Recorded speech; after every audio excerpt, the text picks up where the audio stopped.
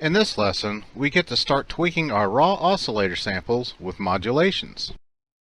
Our first one will be a simple LFO to make our sound wobble, and we will activate it with the mod wheel on our keyboard.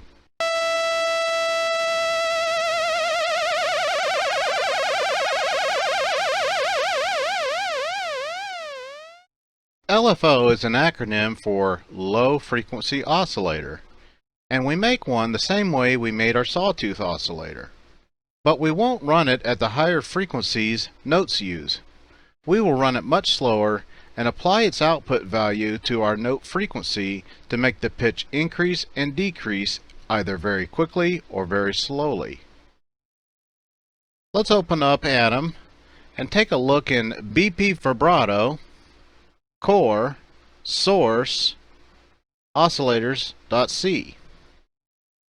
First, we notice we have a new oscillator type struct, VIBR LFO, which is short for Vibrato LFO.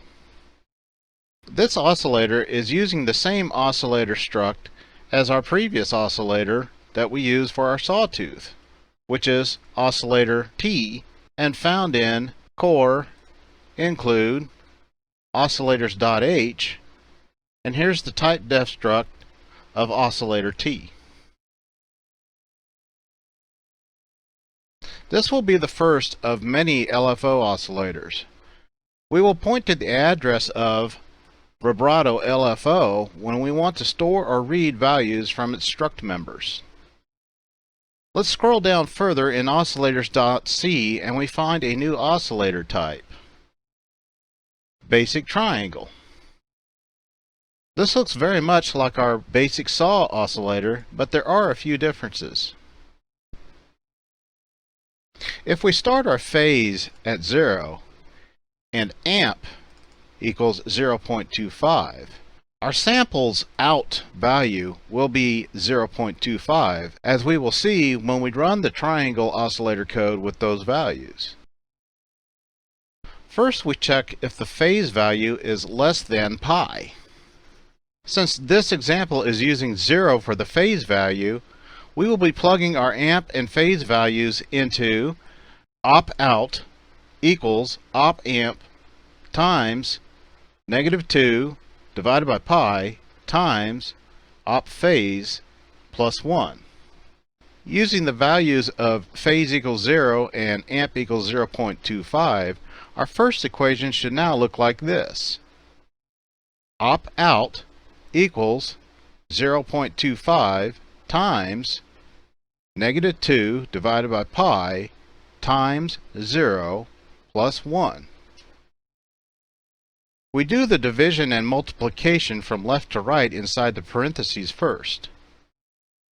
Op-out equals 0.25 times -0.636942675159 times 0 plus 1, which evaluates down to op-out equals 0.25 times 0 plus 1.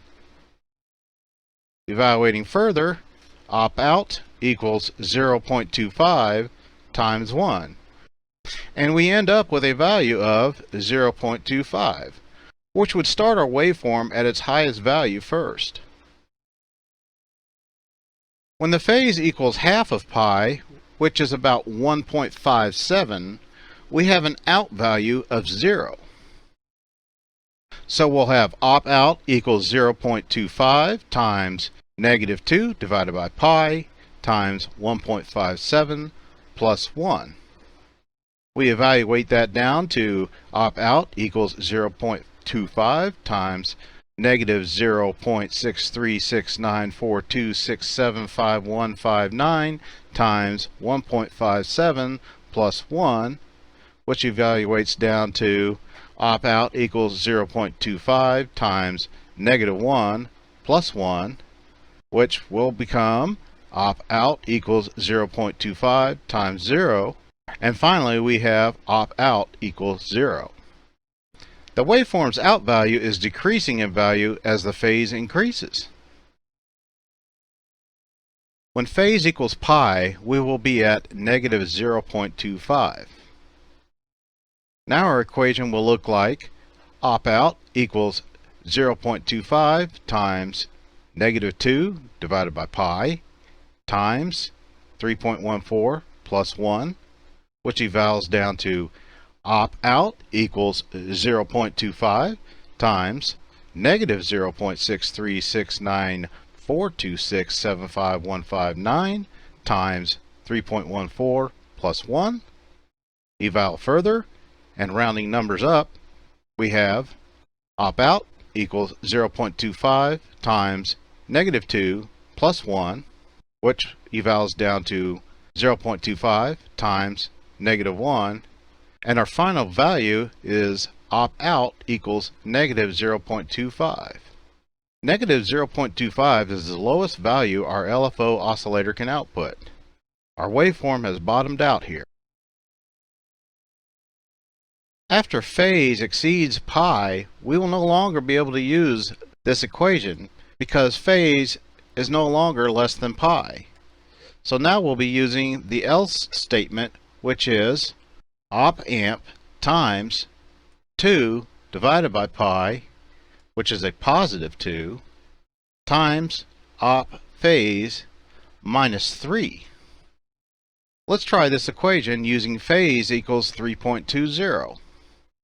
Op out equals 0.25 times 2 divided by pi times 3.20 minus 3, which evaluates down to op out equals 0.25 times 0.6369426755159 times 3.20 minus 3, which evals down to op out equals 0.25 times 2.038216560509 minus 3, which evals down to op out equals 0.25 times negative 0.96178343991. And finally, we end up with a value of op out equals negative 0.240445859,873. Now our value is beginning to increase, causing the waveform to go upwards. Progressing with our phase, when phase is around 4.73, our out value will be around 0. And finally, when we reach phase equals around 6.28, our out value will be around 0.25 again. After that, we start the cycle over again. So what we end up with is a triangle wave that outputs negative 0.25 to 0.25 values. The last bit of code is the same as a sawtooth oscillator's code, which is the phase incrementer. By changing frequency, we can increase or decrease the LFO's frequency. We'll go over how we change frequency later on in the lesson. Now let's head over to source wavegen.c. Look for Boyd Synth init.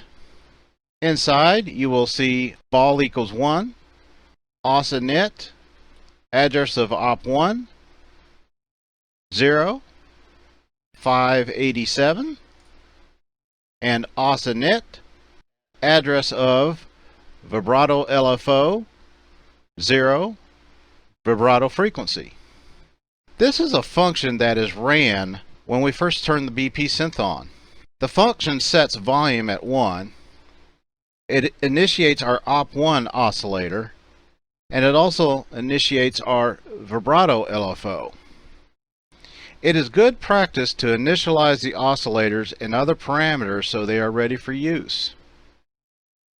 Our first argument passed in the os init for the vibrato struct is 0 for amplitude. The second argument is the default vibrato frequency, which we will get from the macro vibrato frequency, which equals 10 for 10 Hz. The default frequency is set so the Modwheel is ready to use with a fairly standard vibrato frequency right after turning the BP synth on. If you wish to change the default frequency value, you can find vibrato frequency defined in VP Vibrato, Core, Include, Parameter Functions.h, and here you will find vibrato frequency defined as the value 10. Also note the other defined macros that we will be using later on in the lesson. Looking back into wavegen.c, let's take a look in Make Sound and find Compute Vibrato Modulation, which is F1 equals F0 times 1 plus vibrato LFO out. Let's also take a look in our for loop to see Compute Vibrato Modulation, which is calling the basic triangle oscillator and passing on the address of vibrato LFO. In the first line of code, we see we are multiplying our base frequency, F0, to a new equation, 1 plus vibrato LFO out. The equation will first get a value from vibrato LFO out from the basic triangle vibrato LFO oscillator. This is just like when we get a sample from our Basic Saw Oscillator in a previous lesson.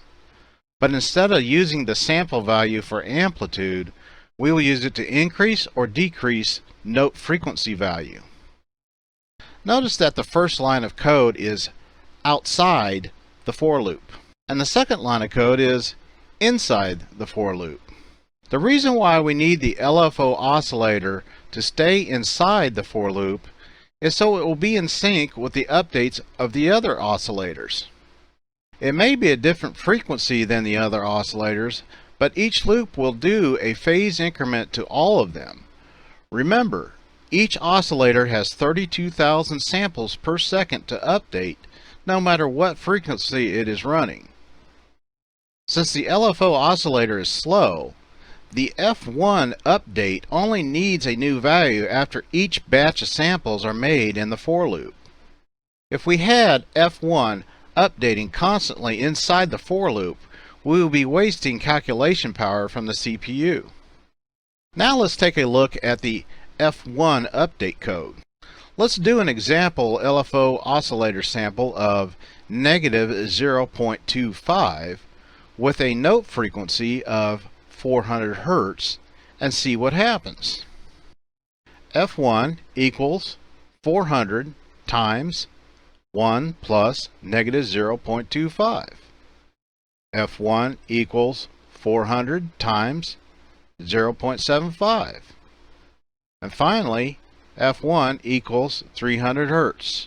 So 300 Hz is a new value saved to F1.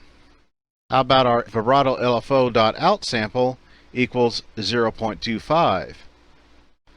F1 equals 400 times 1 plus 0.25. F1 equals 400 times 1.25. And finally, F1 equals 500 Hz. You can see that we are remapping any negative value to a positive value range of 0.75 to 1, and any positive value from 1 to 1.25. When it is remapped to a decimal value less than 1, it will decrease the frequency. If it is greater than 1, it will increase the frequency. If vibrato LFO.out equals 0, what would happen? F1 equals 400 times 1 plus 0. F1 equals 400 times 1, and finally F1 equals 400 Hz. Now it becomes clear why we have that extra plus 1 in there. We are avoiding a value of 0. If we multiplied our frequency to 0, we'd get 0, and that would not produce any sound. Of course, if we multiply it to 1, nothing will change. Now let's take a closer look into the amplitude of our LFO waveform. Let's head back to oscillators.c and look at the oscillator our LFO uses again. Look closer at the parameter op amp. We are going to change that value using our keyboard's mod wheel. We will pass a value between 0 and 0.25. When we do so, the equation here will use the value to change how loud our vibrato effect, or depth, will be. The higher our value, the more the pitch will change as it wobbles. Now let's head over to parameter functions.c. In here, we're going to see two new functions, vibrato amp set and vibrato frequency set. We will come back to these in a moment, but to briefly explain, these two functions will change our vibrato LFO oscillator's amplitude and frequency. So for now, let's head over to MIDI-CCs.c, and in here we see a couple new definitions in our process receive MIDI-CCs switch case. Case 1, vibrato amp set. Case 60, vibrato frequency set. When the synth receives a MIDI control change of 1, it will make changes to our LFO's amplitude. If we send it values for MIDI control change number 60, it will adjust the frequency of the LFO. MIDI control change 1 will be the mod wheel. Control change 76 is the industry standard to adjust vibrato frequency, but since we are using some custom control change numbers, we'll be using control change number 60 instead. Feel free to make it what you wish, but the custom GUI I provided for editing the BP synth will be sending out control change number 60 to adjust the vibrato frequency. Now that we see where the vibrato depth and frequency functions are called from, let's head back to parameter functions.c and look at those two functions. With vibrato amp set, we can see we're directly changing the value of vibrato LFO.amp. When we use the variable vibrato LFO.amp, we are directly altering the amp member inside the oscillator struct type vibrato LFO. Please refer to the oscillator T struct in the oscillator.h file for reference. When we use op amp in the basic triangle oscillator code, op is used as a pointer to the address of the struct vibrato LFO, and the arrow symbol is pointing to the member inside the struct that we will operate on. This pointer method lets us reuse the basic triangle oscillator code for any voice or LFO oscillator we'd like. All we need to do is pass the address of op1 to use it for a voice oscillator, or vibrato LFO for a LFO.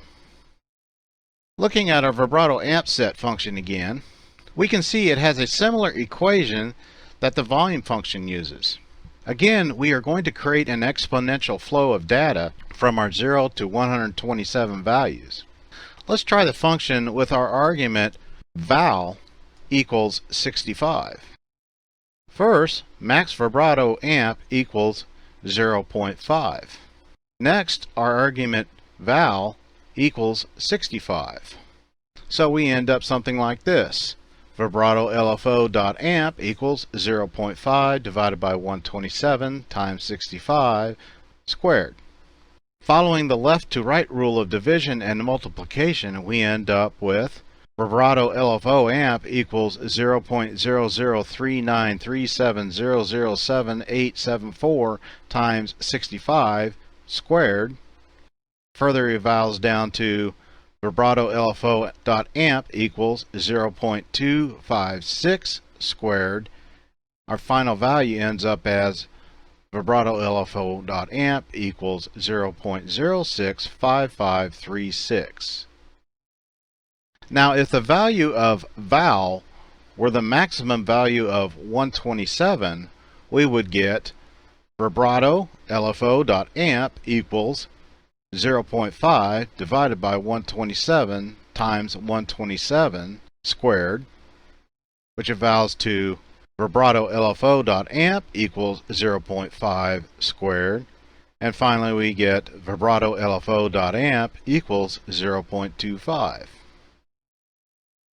Vibrato frequency is more direct in its value conversion.